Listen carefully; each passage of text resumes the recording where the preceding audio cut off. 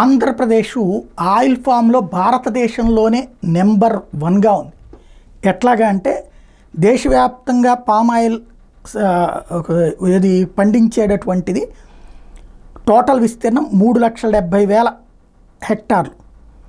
అందులో ఒక్క ఆంధ్రప్రదేశ్లోనే 1,84,000 హెక్టార్లు ఉత్పత్తి అవుతుంది, పండుతుంది. రాష్ట్రంలో పామ్ ఆయిల్ ఉత్పత్తి 2.95 లక్షల టన్నులు ఉంది. నూనె గింజలు ఉత్పత్తి చేసే రాష్ట్రాల మీద నీతి ఆయోగ్ నివేదికలో తేలింది. ఎందుకు మన రాష్ట్రంలో ఇంత పెద్ద ఎత్తున పండుతోంది? పామ్ ఆయిల్ ఈ ఆయిల్ ఫామ్ వైపుకి ఎందుకు వెళ్ళాం?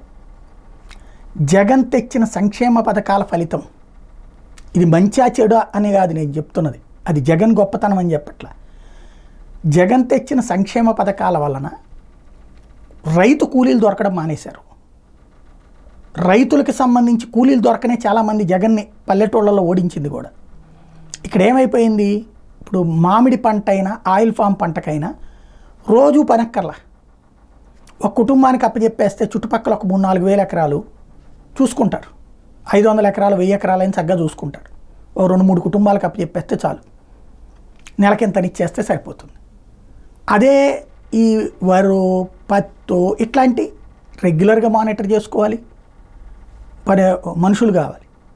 దాంతో డబ్బులు ఉన్నటువంటి యజమానులు, భూ యజమానులు ఎవరైతే ఉన్నారో వాళ్ళు ఆయిల్ ఫామ్లు వేసేసారు చాలా చోట్ల. ఈ ఆయిల్ ఫాములు పండించేటటువంటి కౌలు పండించడానికి కూడా చాలామంది ముందుకు వచ్చారన్నమాట.